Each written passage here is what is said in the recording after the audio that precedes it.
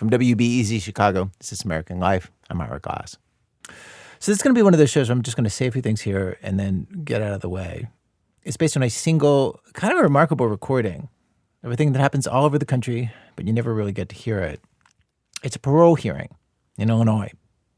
13 people in a small room having to decide, should a man be released from prison? This fact surprised me.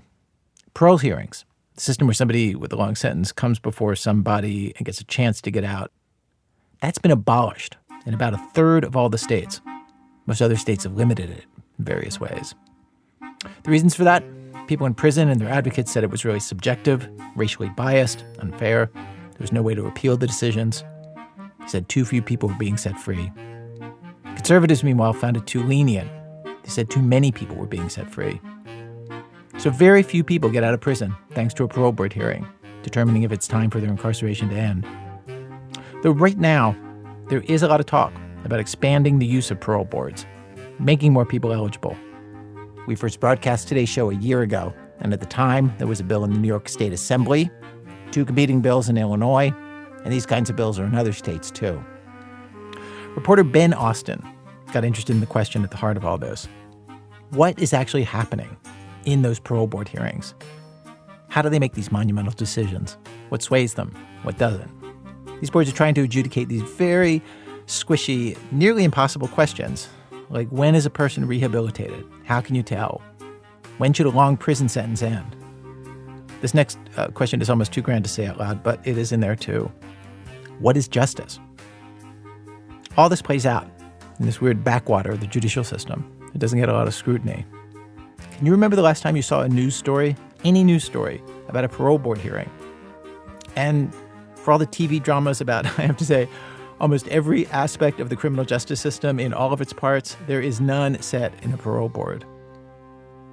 Ben lives in Illinois and spent more than a year going to every parole board hearing there.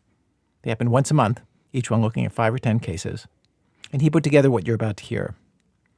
The man they're considering for release in this case is 72 years old, been locked up for almost 50 years, most of his life. The parole board has some information about the case, but definitely not everything you would want. That's part of what makes this so interesting, listening to this, hearing how they deal with that. This is actually one of the hearings that Ben sat through on his very first day going to these hearings. Basically, he and his producer, Bill Healy, showed up, threw 2 recorders on the table in the middle of the room, and captured this conversation that you're about to hear. And it just stuck with him, this case. Not just the difficulty of the decision that they had to make, or all the stuff that they wished they knew but didn't know, but the ruling they came to. It stuck with him. Okay. Enough said. Here's Ben Austen. I'm surprised by how plain the hearing room is. How small. There's barely enough space to fit a wood conference table.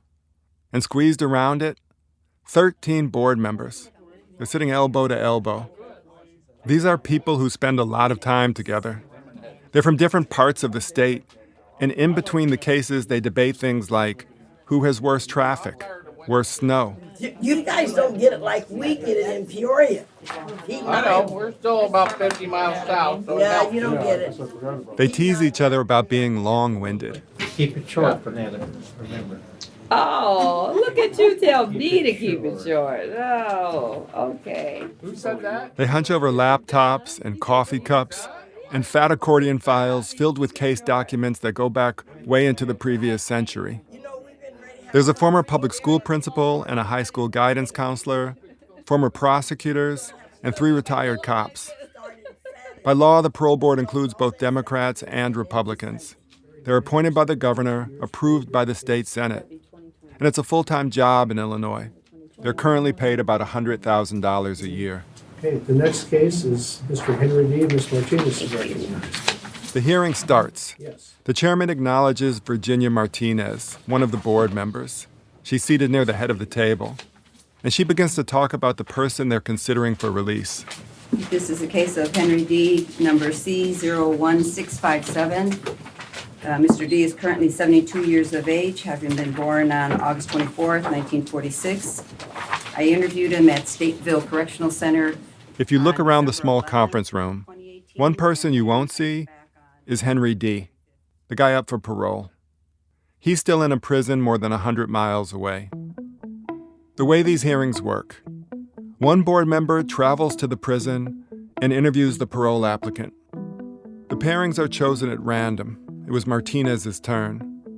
Now she'll walk her colleagues through the details of the case and what she learned in the interview, and she'll give a recommendation for or against Dee's release.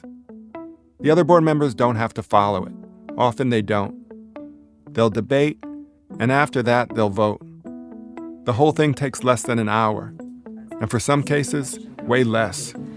Inmate D is serving 100 to 200 years for 2 counts of murder to run consecutively, and 20 to 40 years for 2 counts of robbery. His projected discharge date is June 27, 2162. Martinez says the release date is 2162. Dee was given up to 200 years. It's what people in prison call Buck Rogers time, like out of science fiction. Henry Dee, that's his last name, D-E-E, first came before the parole board in 1981. People who are rejected get another hearing every 1 to 5 years, and Dee has had 24 hearings since. To make parole, you need a majority of the board's votes. Dee has never even come close. In fact, in all his years of coming up for consideration, only 1 board member has ever voted for release. That's it. Just 1. A big reason? The severity of the long-ago crime. The facts of the case: in the early morning of August 17, 1971, cab driver Arthur Snyder stopped at his Chicago home after his evening shift. He was accosted by inmate D and co-defendant James Sales, who were armed and forced their way into the Snyder's apartment. The details, they're painful to listen to. The crime is brutal. If you're listening with kids, this is a heads up. Once inside, the offenders hogtied, gagged, and blindfolded Arthur Snyder, leaving him in the kitchen. They then took Edith Snyder into the bedroom where they bound, gagged, and blindfolded her. This was a robbery. The men stole some valuables. And then? The offenders then beat her to death with a claw hammer, brutally striking her about the face, skull, and body. They then returned to the kitchen where they beat Arthur Snyder with the same hammer, striking him so hard that the hammer became embedded in his skull. Mr. Snyder was 52 and his wife was 46 at the time of their murders. Before leaving with a number of items taken from the apartment, the offenders turned on the gas jets in the oven and set the mattress on fire where Mrs. Snyder's body was laying. There was evidence of rape, but no charges were brought. They stole Arthur Snyder's car, his taxi, and drove off. All this information is from Dee's original trial, but listening to it in this room, it feels present tense, like these terrible events just happened. You quickly lose sight that this took place in 1971, that a half-century has passed. The inmate and co-defendant were tried together, found guilty in a jury trial. The verdict was affirmed on appeal. In considering release, board members weigh different factors: public safety, the suffering of victims. One of the most important things they want to hear is that the parole candidate feels remorse, that they're repentant, that in prison they've changed, which is a big problem for Henry Dee, because he insists he can't say he's sorry. Another reason he's only ever gotten 1 vote in a couple dozen parole hearings. The inmate's version is that he states and has always stated that he's innocent, that he's never killed anyone. He states that the blood that was found on his clothing was a minute amount, so small that it could only be tested once. He had tried to get the blood tested again, and they told him that was impossible. He claims that he had given a palm print that didn't match the bloody print on the hammer, and that evidence has disappeared. He said he was never in the cab. He had gotten a call to meet Sales and went to Sales' Southside apartment. Sales is James Sales, the other person charged with this crime. Dee says he met Sales at a writer's workshop. They became friends. They volunteered together at a free breakfast program run by the Black Panthers. So that night, Dee says, they were hanging out at Sales' apartment. Then later, Sales was walking the inmate back to the train. That is when they were arrested. The cab driver and his wife were white and lived on Chicago's north side. Henry Dee and James Sales were black and lived miles away on the city's south side.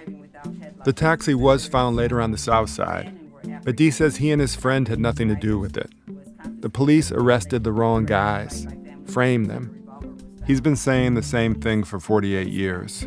At the trial, the inmate Dee did testify, and he testified that he and Sales left Sales' apartment at about 2:35 a.m. and were crossing 62nd Street when they had to hurry to avoid a speeding car. Moments later, they were called over to a police car and questioned as to their identity and activities in the area. He testified that the police then took both Sales and he to a cab parked in Washington Park. They both denied any knowledge of the cab. According to inmate Dee's testimony, they were kicked and beaten by the police. The police then took items out of the cab and threw them on the ground. The police also added whatever the two had in their pockets to the same pile. Okay, so Dee says the police took them to the cab, planted evidence on them, and beat them. The police say they saw them running from the cab. At trial, a doctor undercut Dee's version of events. A doctor testified at trial that two had not said anything about being beaten and did not observe any recent injuries or bruises on the defendants at the time of their arrest. The inmate states that everyone he has asked to look into the case has said they can't because there's no DNA and everyone involved in the case is dead. He said he could have pled guilty and was offered 20 to 40 years, but he didn't take it because he's innocent. He believes he would have been out by now. So what to believe after all these years? Henry Dee's version or the police version? A parole hearing isn't a trial. These 13 people are not here to decide whether Henry Dee is innocent or guilty. Parole was set up to assess everything that's happened since a conviction. But of course, as the board wrestles with accountability and remorse, it's impossible to ignore that question of guilt. What if he never committed the crime? How could he show regret?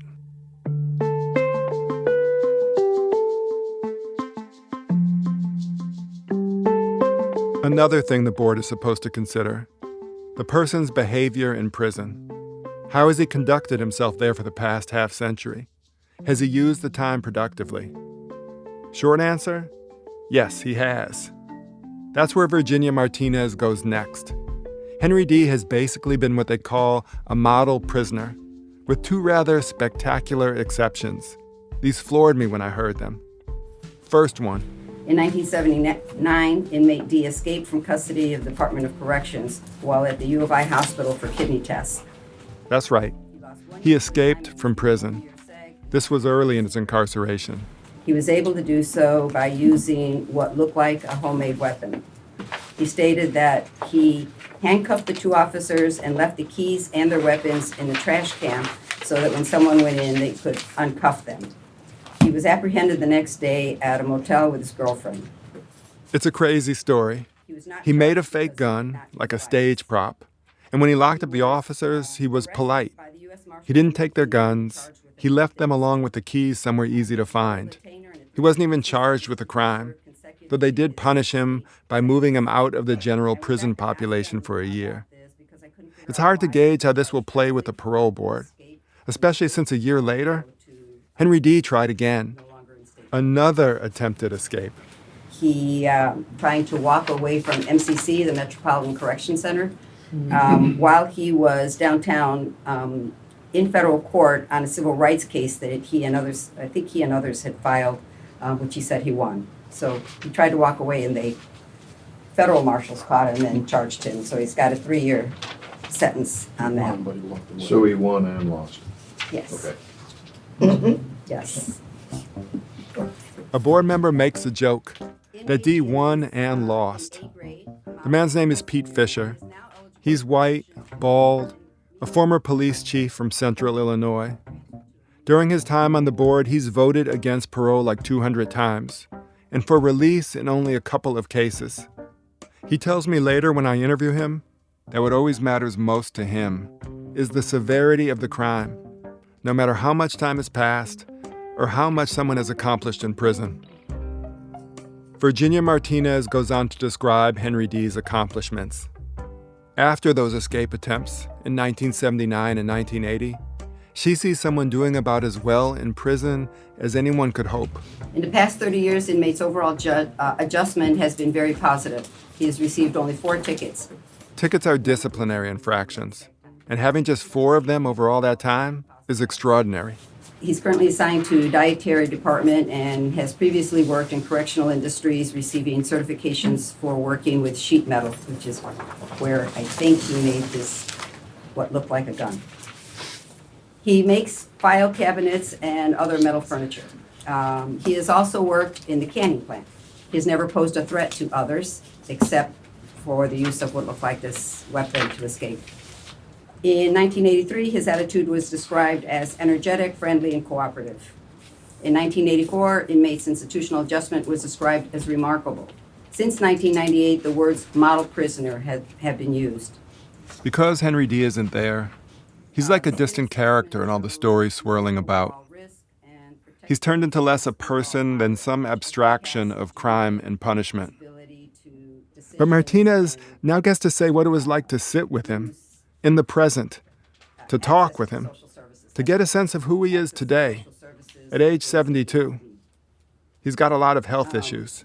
The inmate is insulin dependent and also suffers from hypertension, hyperactive thyroid, and abnormal heart rhythm. He recently underwent, I think it's a second surgery on for his heart condition. When I interviewed him, his speech was slow and clear. He was very cooperative and responsive to questions. He had come with his accordion file of information. He keeps all of his information in a file. For people Henry Dee's age, older than 65, the arrest rate is really low. Statistically, people age out of crime. That's just a fact. But the board still wants to know if they do release him, that he's got a stable place to live, an income, a plan. His parole plan, he's always said that he wants to live with his mother, Ruby, in Chicago. She's got to be in her 90s. He says over 85, but that over 85 has been consistent over the years, so she's got to be 90-something. She requires a caretaker now.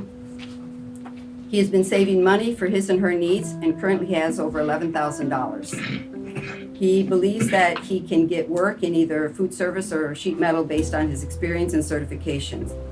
Additionally, we received a letter at the end of January of an offer from Juan Rivera, a former Stateville inmate who was found to have been wrongfully convicted and won a $20 million civil rights suit based on that wrongful conviction. Mr. Rivera states that inmate Dee is in great part responsible for the person he is today. He met inmate Dee while he entered Stateville, angry for having been convicted of the rape and murder of an 11-year-old girl, a crime that he did not commit. He says inmate Dee taught him that he was not who the legal system portrayed him to be. He is now owner of Legacy Barber College and is a director of Justice for Just Us, a nonprofit providing support for innocent people who are exonerated and released from prison. He offered inmate Dee a place to live in his home, a job with the Barber College, and whatever he needs. Martinez is done presenting the case to her 12 colleagues around the table. The other board members will get a chance to ask questions and deliberate before there's a vote. I can't even tell at this point how Martinez is going to vote. But right now she says there are people who sent letters to the board who continue to oppose release. I don't know if it's the victim's family members or who. She doesn't say. Which I would ask that we go into executive session to discuss. I'll second. Okay, we'll go and close. We'll excuse our visitors for a few minutes as we discuss protest. The board chairman asks us to pick up our recorders from the table so they can discuss the protest in a closed session. And we go in the hallway and wait.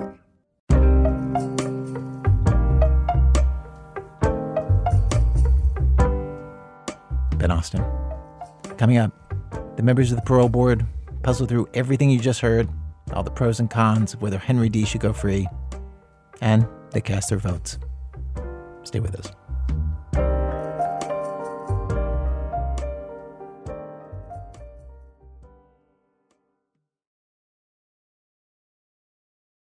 This American Life, I'm Ira Glass. Today's program, this is the case of Henry Dee, the story of a single parole hearing for a man who was incarcerated since he was 24 years old. At the time of the hearing, he's 72 years old. We first aired this show exactly a year ago. So, here's where we are. The parole board members have heard about the crime. They've heard about how Henry Dee has used his years in prison. Now they have to discuss and decide, should he be allowed out? Again, here's Ben Austen. The board members take their seats again and settle in. They have to decide whether after 48 years behind bars, after this terrible crime, that some unquantifiable measure of justice has finally been served. There's Henry Dee's incredible record in prison, too, and also his 2 escapes. And then there's Dee's assertion that he's innocent. It's maybe the biggest hurdle to voting for him. Innocence at this point calls into question the work in the past of police, prosecutors, judges, and also all those parole boards dating back to the 1980s. All of them would have needed to get it wrong. As I mentioned, the co-defendant in this case was paroled in 2004. The hearing resumes. Virginia Martinez now has to give her recommendation for or against Henry Dee's release from prison. How to decide. Martinez previously worked in nonprofits representing women and children and American Latinos. She was actually one of the first 2 Latina lawyers ever to be licensed in Illinois in 1975. As far as how often people on this board vote for release, Martinez is somewhere in the middle. She sometimes talks about her fears of making what she calls a mistake, recommending someone for parole who goes on to commit another crime. And the crime in this case, she told me later, it gave her nightmares. But she now tells her colleagues she's open to the idea that Henry Dee might be telling the truth, and police, prosecutors, judges, and previous parole boards might have gotten it wrong. I found it hard to believe that these 2 men, convicted of what is absolutely, has to be one of the most brutal and barbaric murders that we have, that they never exhibited any violence while incarcerated at Stateville, which you all know about. Even when they lost their appeal, an event that the psychiatrists and counselors predicted would set them off, neither became violent. Inmate Dee did escape and was disciplined. He wasn't charged with the IDOC escape. He did not harm the officers and did not take their weapons. In the federal case, he tried to walk away, again, no violence. His release would show other inmates that there is hope. I believe inmate Dee is ready to re-enter society. He has saved money and he has the financial and other support from Juan Rivera. His institutional record, age, and physical health would be an indicator that he's not likely to re-offend. It's clear. While he still Martinez is going to vote for denies- release. Only Henry Dee's second vote ever. The board members now get to ask questions. Colleagues, Well, I don't want to get into retrying it, but you've had the case, you've had the file. Is it your belief that he's innocent? Just curious. I don't know whether he is or he isn't. I think it's possible. You think it's possible he could be innocent? Yes. I mean, he had another case of an excellent record. He says Sales says he completely changed himself. Mr. Dee has completely changed, like he has. whoever he was Yeah. at the time. I mean, he's now 73 years old. And, if part of the goal of the Department of Corrections is to rehabilitate individuals, here is a person who has been rehabilitated. Even if he is guilty and won't admit it. We know She's saying that whatever we think a long prison sentence is supposed to accomplish, after 48 years, he's done it. They should set him free. This gets at something so basic. What is the purpose of punishment? It's a question we as a country have never really answered, and yet it's here, for the board somehow to wrestle with. Mr. Ruggiero. I just have a couple questions in regard just to the actual innocence claim. The victim, Mr. Snyder, owned the cab, correct? Yes. And putting Another aside board the- member seated a couple of feet from Martinez, the fact Joseph that he Ruggiero. He's white, a criminal prosecutor for 30 years, and he starts to grill Martinez about the crime like he's got her on the witness stand. It was Dee, according to the opinion, found in possession of the victim's watch. No, I think he had certificates or something. But again, Dee says that this stuff was inside the cab.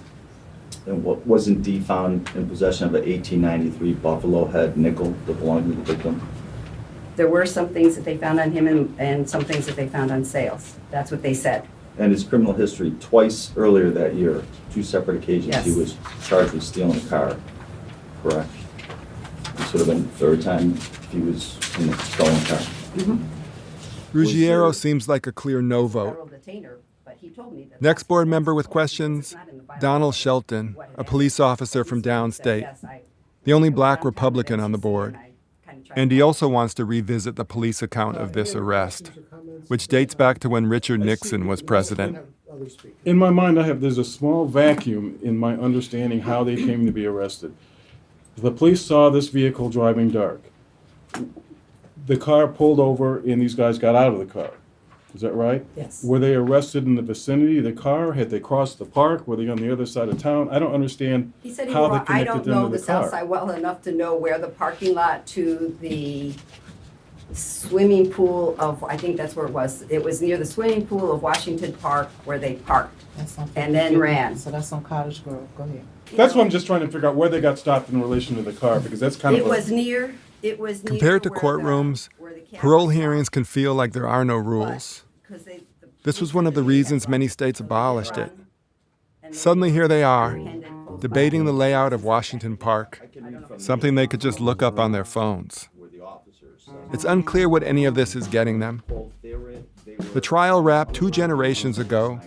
There's no new evidence, and no one in this room was involved in the case. If this were a retrial, there would at least be witnesses, evidence. But here, it's just circling the same old court documents. And even if he is guilty, that's who parole is for, right? People who were found guilty, rightly or wrongly, to decide whether today they're ready to rejoin society.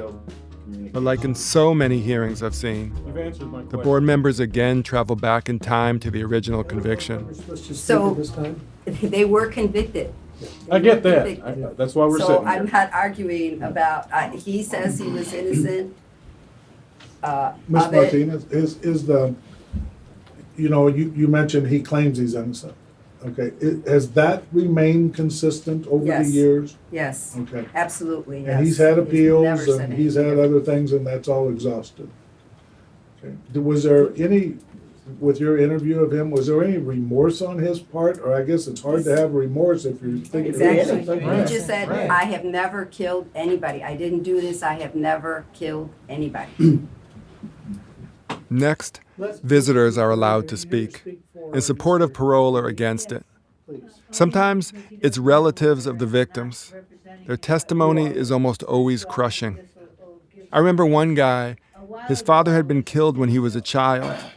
He told me how hard it was to live with that, then to have to come back here every few years and hear the details of the crime again and again. Other visitors include the lawyers for the parole candidates or their family members. But that's not the case today. Relatives of Arthur and Edith Snyder, the couple who was killed, aren't here. And Henry Dee doesn't have any family here either. He doesn't even have a pro bono lawyer. Ms. Futorian, are you here to speak for Mr. Dee? Yes. Please. Only because he doesn't have a lawyer and I'm not representing him, But you are a lawyer. The woman who responds is sitting right next to me. Her name's Aviva Futorian. She's in her 80s, and she advocates for parole candidates in Illinois, meeting with them in prison, trying to improve their chances. For years, she attended nearly all of these hearings, writing up notes and sharing them in a newsletter. So the board chairman turns to her and asks, does she have anything that might offer some insight? It turns out she does.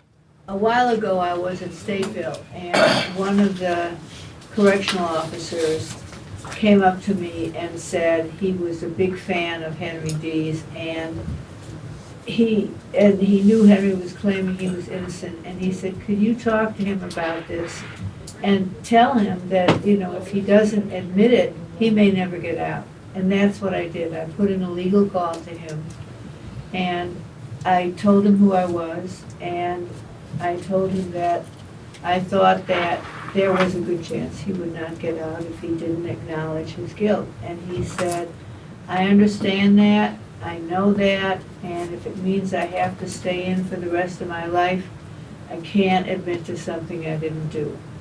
So that's the only insight I can add to it, was my conversation with him. Next, the board chair calls on a state's attorney from the county where the crime occurred. There's someone like this at nearly every hearing I saw. She's there to say why the prosecution still opposes release after 48 years. But she has no connection to the case. I'm nearly certain no one from her office has spoken to Henry Dee in the decades since the trial. So I understand that it may sound like a sympathetic story of somebody who's claiming that they're innocent, but the fact of the matter is he stands convicted of this brutal, heinous double homicide. The appellate court reviewed the evidence that was presented and found that the conviction should be affirmed, and that's what happened. This is not the place to talk about actual innocence. I think him denying this would deprecate the seriousness of the offense. Granting him parole would also do that, and I ask that you deny parole. Thank you. It's almost time for the vote. So far, only one of the 13 board members has said they support release. Another board member speaks up, Sal Diaz. He's seated by the door because he showed up last. He's a former Chicago cop, old school. He's wearing a tracksuit. He says he knows that in Chicago, there are a lot of documented cases of false arrest. State's attorney says that he was convicted, but we all know that some convictions, even though they're for the appellate level, are bogus. Okay, we understand that. And former policeman, I've seen that over and over again. Bad arrest, but he had the victim's property on him. That's Okay. what the police say. That's Well, what he's. But even some of that property is property that would have been in the cab, not Right. on the victim. Well, So, okay. so there's And then some, with the police, Yeah, the and if they police- dumped it all on the floor, it No. all out. Simply because the police chase people doesn't mean that the police are lying when they catch them. You know, it can be 50-50. 50-50? Those seem like terrible odds the police might be lying. Still, Diaz says he'd be more ready to vote for parole if Henry Dee just hadn't said he was innocent. I wish for me he would have said, no comment, as opposed to I'm innocent. And that would have made me feel a little more comfortable. At the same time, he's done a lot of good work. And Martinez has, has pled his case very well. And sometimes I think we have to just say, hey, there may be some doubts here. I like the guy. He's impressed me. But he needs to go home. And I understand that. And that's all I'm going to say. At first, Diaz seemed like a definite no. Now, I'm not so sure. The chairman, Craig Finley, has been on the board longer than anyone else. He's a former state legislator, a moderate Republican. He says he's also troubled that Henry Dee never accepted responsibility for the crime. The other man arrested with Henry Dee eventually did. Initially, James Sales also said he was innocent. Their stories lined up. Then after years in prison, Sales admitted he was guilty, that they did the crime. And after that, he got paroled. Voting to parole Mr. Sales was probably the most difficult vote I had ever cast in that. It was probably in 2005 or 2006. Yeah, it was 5. But Yeah, that was probably my most difficult vote at the time because of the gruesome nature of the crime. Mr. Victorian, correct me if I'm wrong, but it seems to me Mr. Sales not only admitted his own guilt, but indicated that Mr. Dee was his co-defendant. Much as I would like to support Mr. Dee, I'm troubled to consider parole. The chairman looks like another no vote for parole. There's often a randomness to these hearings. Sometimes the outcome seems like it's 100% certain, and then a board member will offer a stray comment, and it swings the momentum in the opposite direction. There's a board member who's barely spoken today, Lisa Daniels. She's black, in her 50s. Tattooed on one of her forearms are the words, "I am forgiveness." At these hearings, she'll occasionally bring up how her own son was murdered. He was trying to rob another young man in a drug deal when he was shot. She'll mention this to stress that her son shouldn't be summed up by one terrible moment, that nobody should. And right now, she says she wants to share a theory.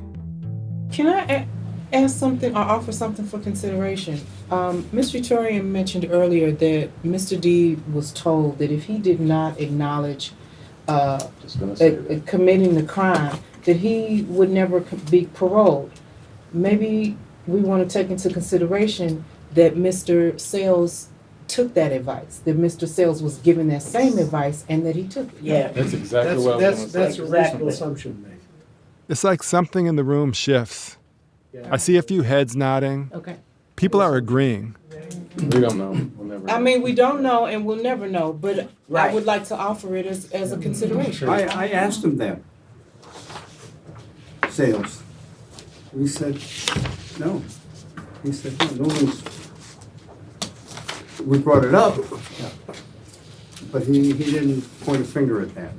And just one more thing. The reason I brought that up is because what I'm not hearing, and maybe Ms. Martinez can speak to that, is that typically when someone completely changes their behavior and their mindset, there's a point. There's a religious conversion, there's, some sort of eye-opening, life-altering event that changes a person.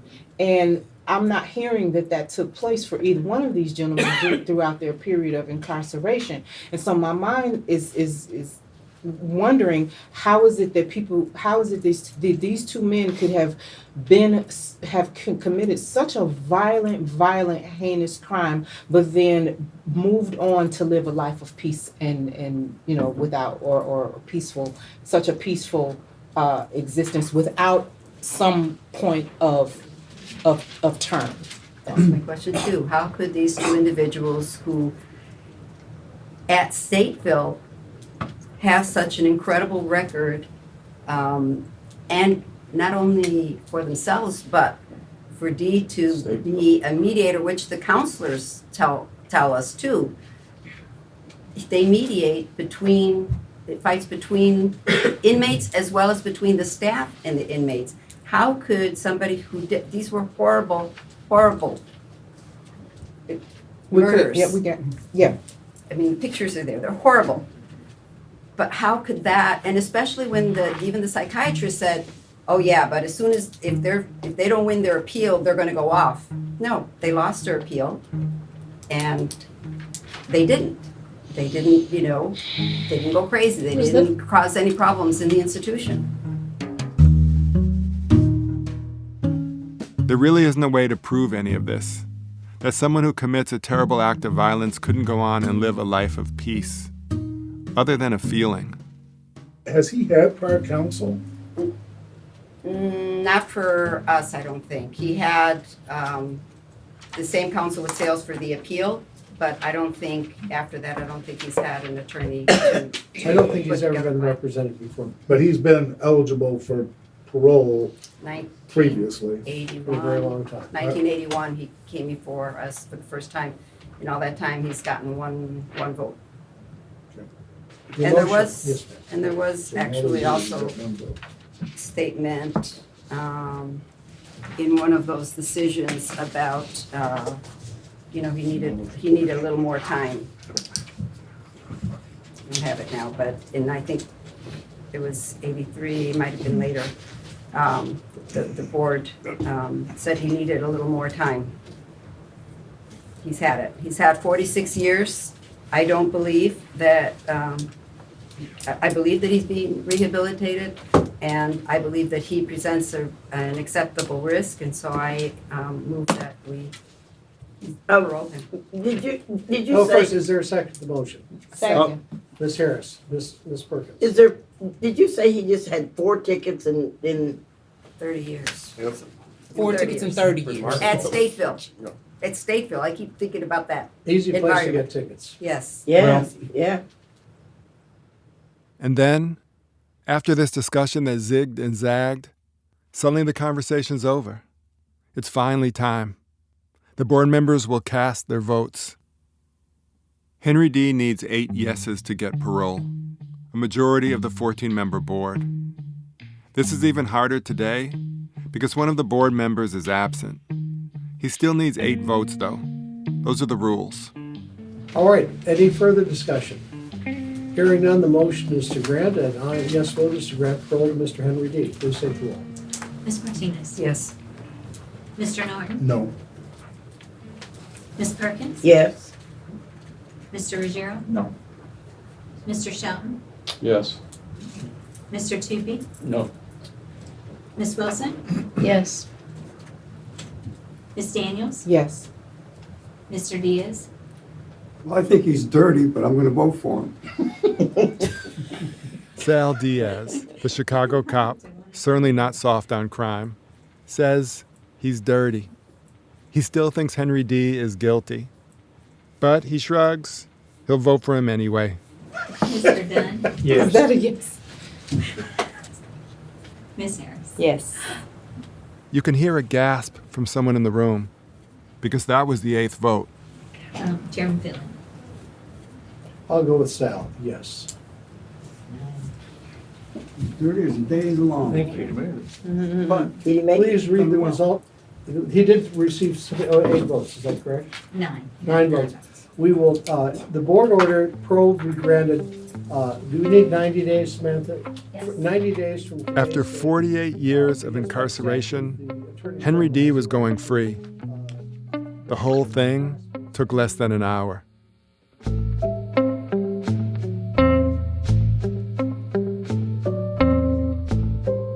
Of the 7 cases the board considers today, this is the only one granted release, and I can't stop thinking about it. It's all my producer Bill and I talk about on the 3-hour drive back from Springfield to Chicago, because we just saw a long prison sentence end. It's impossible to sit through these hearings and not think about what decision you would make. For me, there's no question. I would have voted for release. And I want to be clear about what it means to say that, because 2 people were murdered, and I don't think we'll ever know what happened. I'm saying that even if Henry Dee did kill Edith and Arthur Snyder back in 1971 and lied about it all these years, even then, to me, it was time to let Henry Dee out. Past time. We spent a long time trying to get in touch with the family of Edith and Arthur Snyder. I did eventually reach their daughter. She's now about 80 years old. She told me she strongly opposed Dee's release, had written a letter to the board before this hearing, and for nearly every one of his hearings over the years. She believes he's guilty, and she says, even if you're a saint in prison, if you take a life, it's forever, so you should never be let out. We talked for a while about parole, about our different views on punishment. She said, had your loved ones been killed, maybe you'd feel the same way I do. I told her that was a fair point. I still believe what I believe, but it's true. I haven't gone through what she has. I didn't say this earlier, but Illinois is one of the states that got rid of parole way back in 1978. So only people like Henry Dee, sentenced before 1978, are still eligible for hearings like this one. So the people who come before this board are mostly in their 60s and above. They're senior citizens, which means on any actuarial table, they pose very little risk of committing another crime. And still, the parole board only says yes to a tiny percentage. In the 15 years before Dee's hearing, just 6% of them. So who makes the cut? In the numerous cases I've seen, the people who did get released, there's always a story that enough board members were able to latch onto, something that allowed them, finally, to move beyond that magnetic pull of the long-ago crime.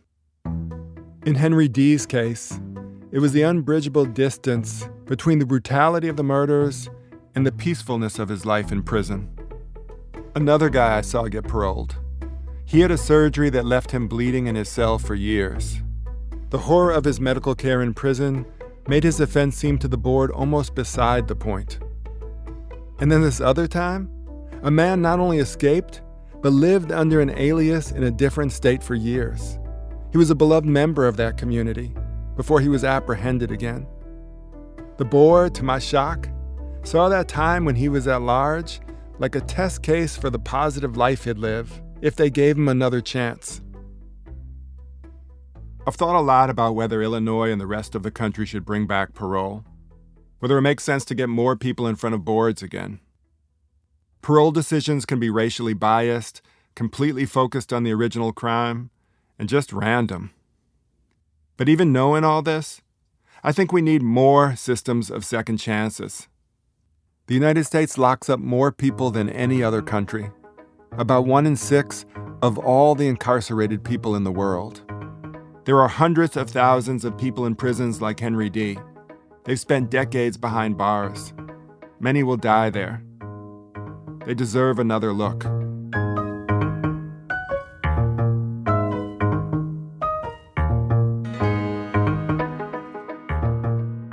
When we come back, Ben tries to track down Henry Dee.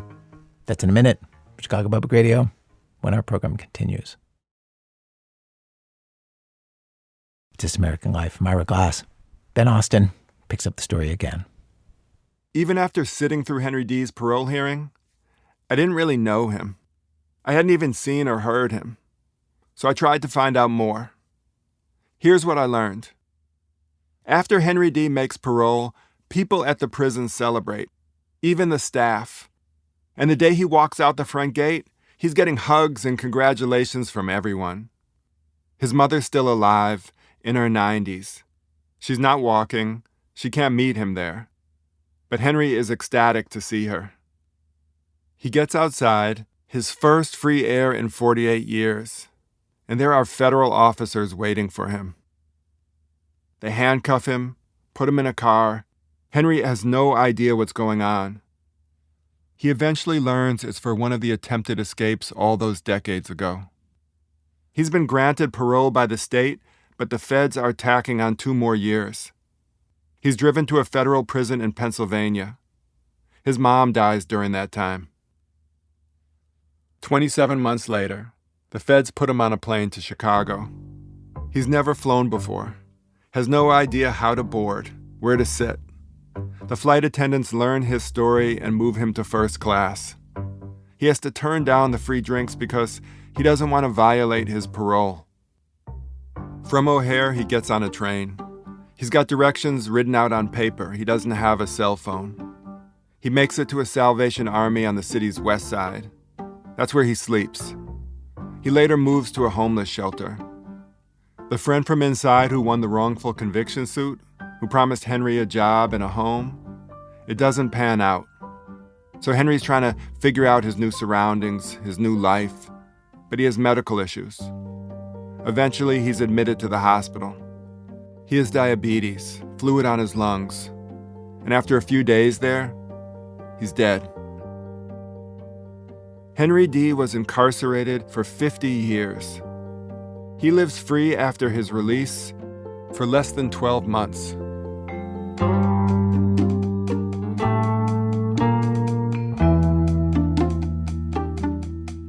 I tracked down a few people who knew Henry Dee well. I want to take these last few minutes to tell you some things about him. Henry Dee wore a frog pin around the prison.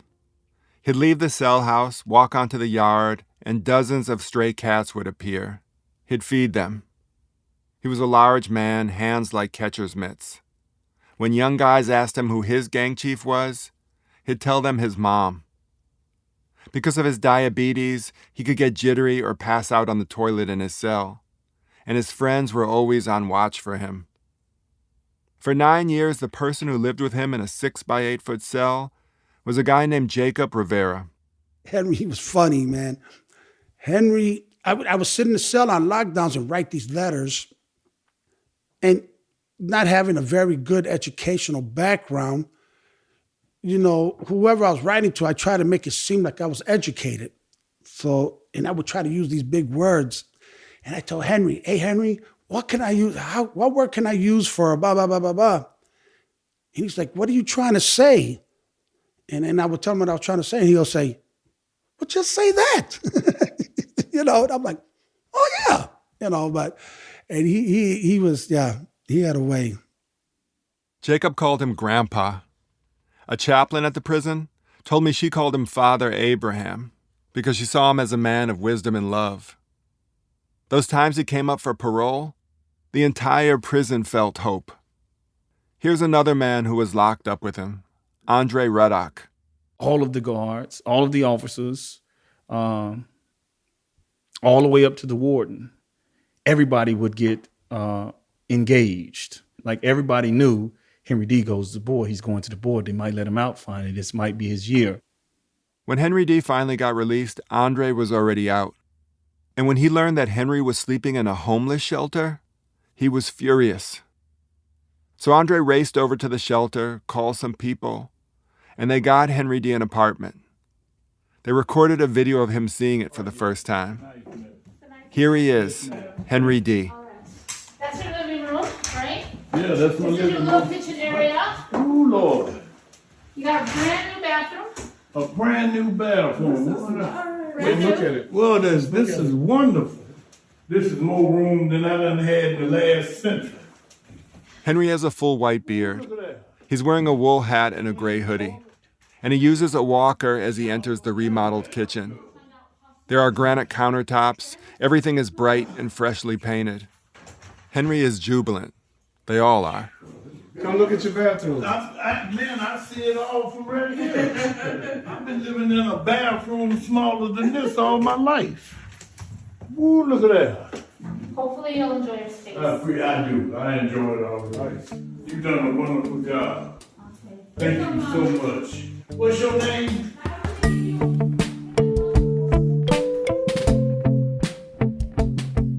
Henry had 351 days of freedom. I saw a video of him from one of those days. He's surrounded by 3 little dogs, leaping all over him, and he's giddy. He loved to play the lottery. And he had this new makeshift family, the people who knew him in prison, who now just wanted to be around him. But he never slept in the new apartment. At night, he'd go back to the homeless shelter. For 5 decades, he'd been surrounded by hundreds of people. He was terrified of being alone. Andre told me that in prison, Henry was a giant. After all that, he survived. He was a powerhouse. This is what we all knew. Henry Dee was so big, and like he talked about his hands big. He had this deep, powerful voice. This was the character, but then he came home and the real world shrunk him. It shrunk him and then defeated him.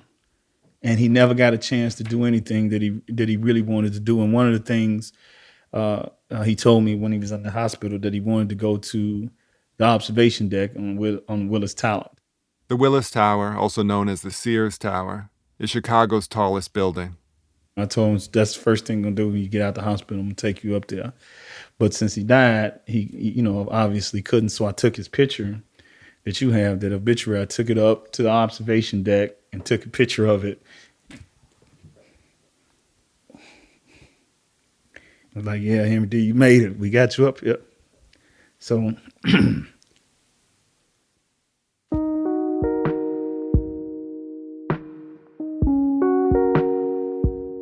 as far as I can tell, Henry Dee out of prison was the same person Virginia Martinez saw in prison.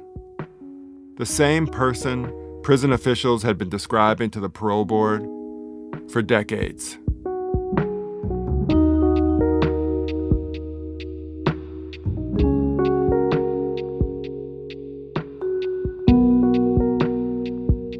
Ben Austen. He wrote a book about the parole system and the odysseys of 2 men trying to go free. It's called Correction. He also hosts a podcast called The Parole Room, which centers around a different case than the one you just heard. A kind of famous case in Chicago, actually, with lots of twists and turns, including a guy on parole who gets out and then insists on attending parole hearings with Ben. They won this very fancy award, the George Polk Award. You can find all 8 episodes right now at audible.com/parole. This story was produced and edited by our senior editor, David Kestenbaum. Today's gonna be like yesterday, gonna do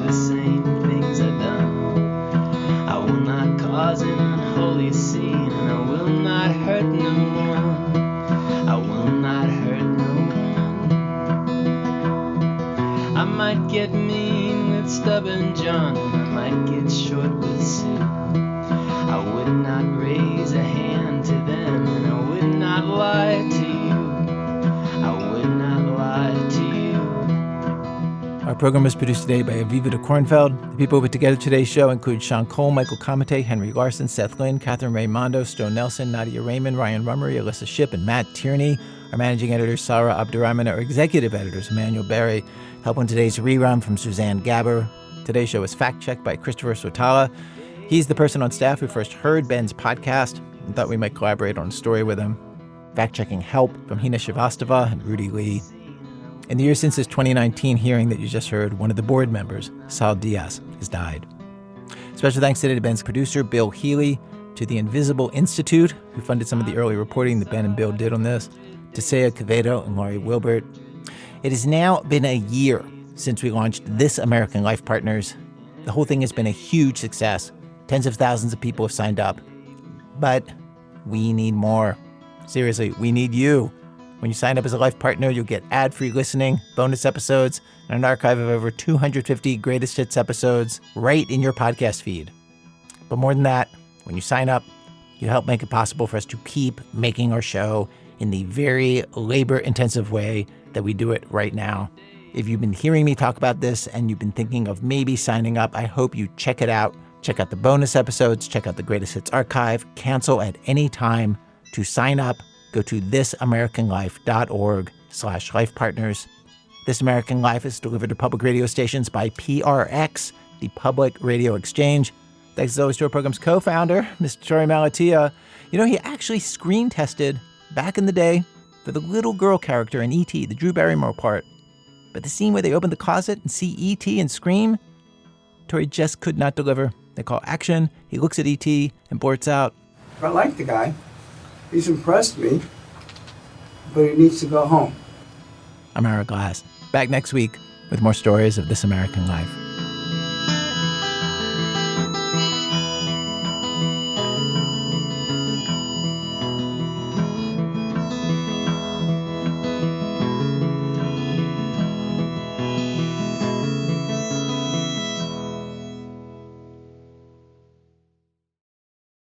Next week on the podcast of This American Life. As a kid on a family vacation, Ted found the most beautiful object he'd ever seen and showed his dad. I remember him saying, okay, well, we're going to put it in the trunk, but don't say anything when we go through the gate. Because you knew you weren't allowed to take it. Yeah, we knew we weren't allowed to take it. We hid it in the trunk under some clothes. And then he says this object started to control his life in all kinds of ways. That's next week on the podcast or on your local public radio station.